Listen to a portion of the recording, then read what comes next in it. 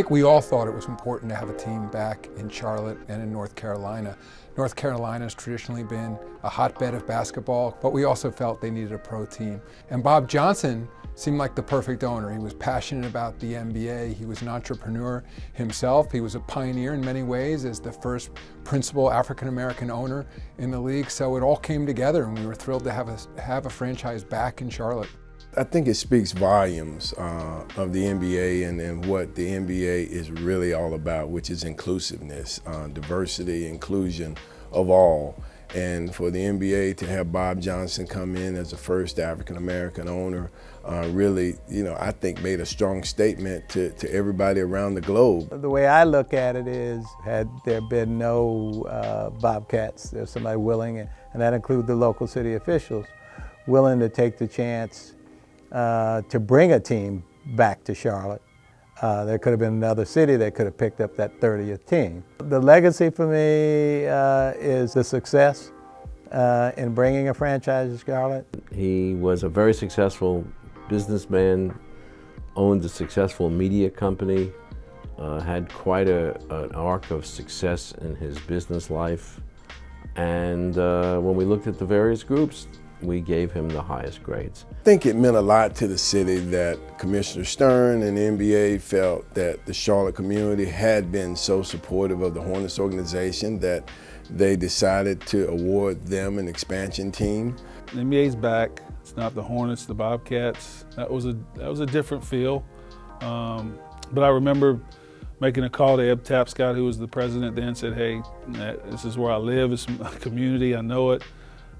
He had worked in my agent's office, so I knew Ed. He was like, absolutely, we're going to bring you on board. So I've been here ever since. But it was different. Calling the Hornets the Bobcats, the Charlotte, it just didn't have the right ring. Interestingly enough, it was mixed. There were obviously parts of the community who were delighted to have an NBA team coming back. There were some other folks who had been turned off by some of the interactions they had had with the old Hornets. So it was our job to obviously engage with those folks who were excited to have us, build some new fans, and also, if we could, recapture some of the old fans through our own actions that we hoped people would see were positive for that community. I don't think you could have pulled what the NBA pulled in too many cities. Charlotte's an unusual city because of its basketball IQ, because it's been through expansion before. And of course, and I still talk to people who haven't set foot in the Spectrum Center now because of how they feel about the team's departure to New Orleans. It's funny, orange was a hot fashion color at that time. And we wanted to do things that would obviously build connections to our community. And so we saw orange in stores everywhere. So we thought, here's a color that ought to work. And then we wanted to seek the best complementary colors and do some innovative things with our logo and our uniform design. And certainly there weren't a lot of orange teams in the NBA. So when you strike out in a new direction, you hope it hits, and we thought it worked out pretty well for us. I love the uniforms, man. They weren't the greatest uniforms. I'm not gonna act like we gotta put them up there as the best ever, but it was different, and they had to be so much different than what the Hornets were because you wanted to have your own identity. It sort of came down to that kind of decision making. It was available, the NBA approved it, it looked good on television, and I decided, let's go with that color. I loved them, and I loved them because they were different. I don't know if I'd pick orange. I'm probably more of a blue guy, and over time, the uniforms went more blue each year to year, which I liked, but I gotta say the orange was cool to me because no one else had it, so it stuck out, it was original, and I liked it because it was different. Hiring Bernie Bickerstaff, and Bernie was the only guy in the franchise older than me, and having Bernie address me every day as Young Buck, which was, I told him he'd have a job as long as he called me Young Fella, so working with Bernie was a great opportunity. The biggest thing is understanding where the team was, and Bernie has been a guy that's been around winning basketball, and so you wanted to build a culture of winning basketball, but understanding that it was going to take time because you didn't have all of the pieces to be a winning team. But I thought what they did was they laid the foundation for the type of people and the type of organization that the Bobcats was going to be. Part of it was Bernie's background. Bernie had been a head coach, he had been a team president, he had been a GM. He had operated in several different spaces in the NBA, and I wanted somebody with that type of experience. Bernie was definitely the right choice for it all, and because he was a guy that could communicate with young guys, but he was also really good with teaching us what it took to be men off of the court and how important that was, not just for us as individuals, but for the organization that you would play for. Obviously, we wanted the best players we could get, but we felt a real sense of responsibility to get good character. That was a high priority on our list. So our first draft pick, Emeka Okafor, was a poster child for that type of guy. Valedictorian of his class when he graduated. He graduated early in 3 years, MVP of the NCAA tournament that year.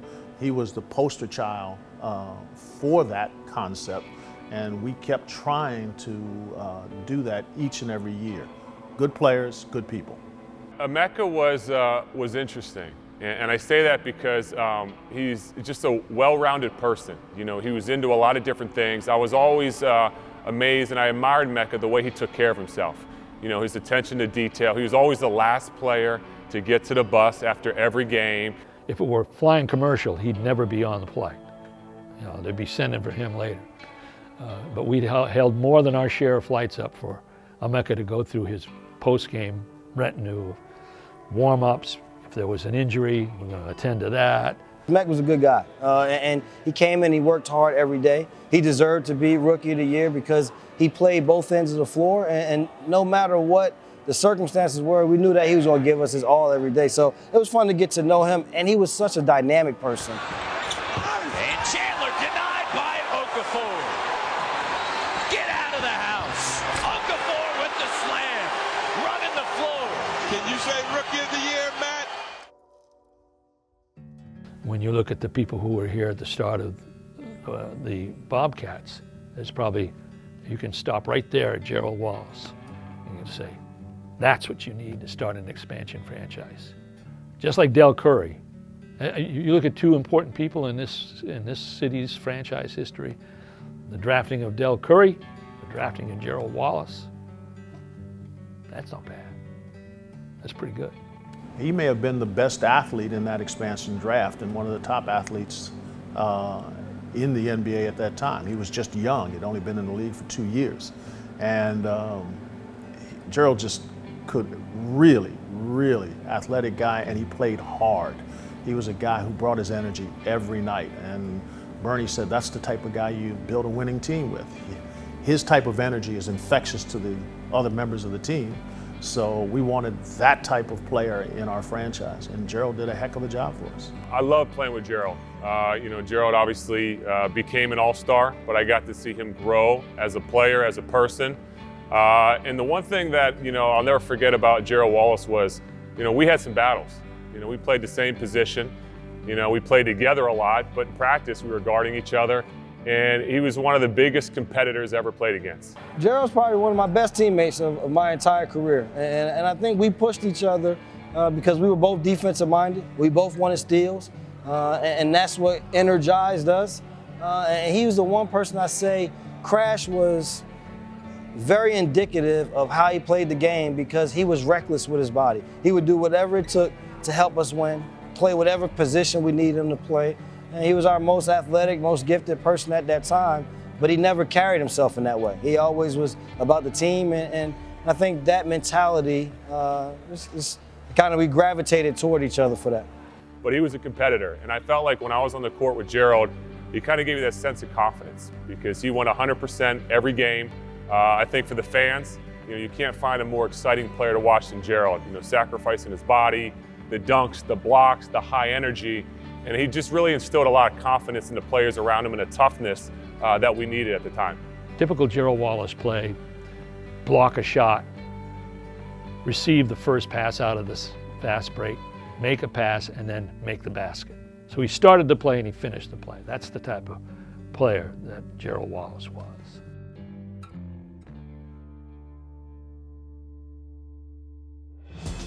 I think the first night in my mind was one of excitement that you've sort of accomplished something, you've been able to acquire the team. You've been able to work with the league to get the team ready to play by getting the players that they had made available. You hired your staff. You had local support from the guys who helped bring the team there. So it was the beginning of something new. I think that the first game and playing in the Hive, it was in the old Hornets building, and it was trying to become our Bobcats logo. And I think just the joy of those people that came to watch us, to have NBA basketball be back, and it was definitely something that we had to work to get back again. But once, to see everyone excited about that first game, it was a lot of fun. It was one of relief, and it was one of a feeling of joyousness and trying to enjoy the moment. But I think you were probably more nervous than anything that everything would go as planned. The first year with the Coliseum, I remember my first time.